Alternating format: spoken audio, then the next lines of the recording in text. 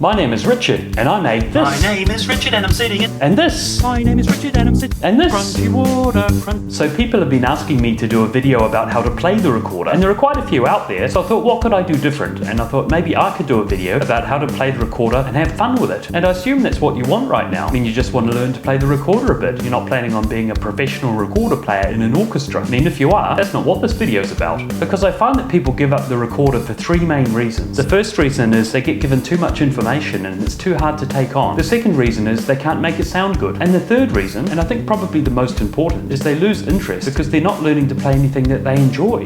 Okay, the first thing you need is a recorder. And if you're watching this, you might already have one. But if you don't, I suggest that you get a plastic recorder and one from either Yamaha or Orlos, because even their cheapest plastic recorders are good quality. And in this video, I'm going to be using the cheapest Orlos recorder and the cheapest Yamaha recorder. This is the Orlos Robin, and this is the Yamaha YRS-402B.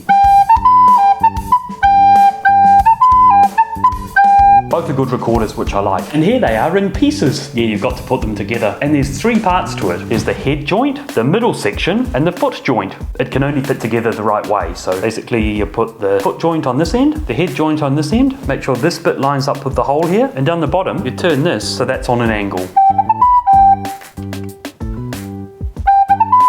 This is how to hold the recorder. So what you do is you put your finger around this hole here at the back and put the fingers on the top and put your thumb kind of just underneath here. So it kind of holds the recorder up. So it's like this. You put it to your mouth like this. And that's the proper way to hold a recorder, but you can do what you want really. It's your recorder. If I'm doing a recording or playing something serious, I'll hold it properly like that. But sometimes you might just want to have fun with it. You might want to play with one hand.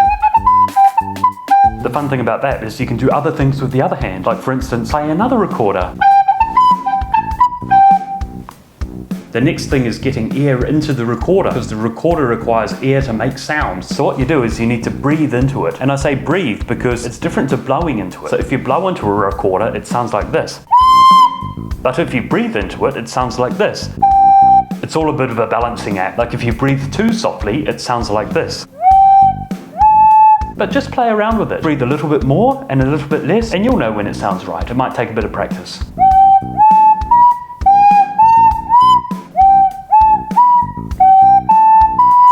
So you see the holes on the recorder, all the holes on the front and the one hole on the back. The way that you make different sounds is by covering the holes differently. And I'll show you on this one. Okay, on the back there's one hole there, that's called the thumb hole, because that's where you put your thumb, like this.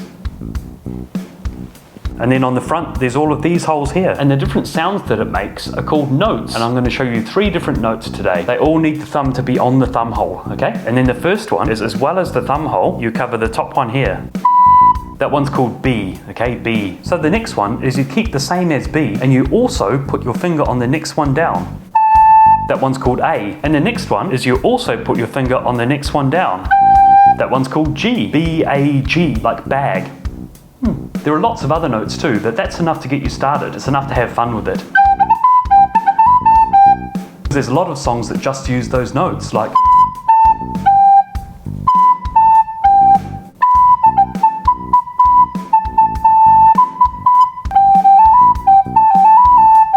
and just play around with it. Make up your own songs. So let's make up a new song with that. Let's go.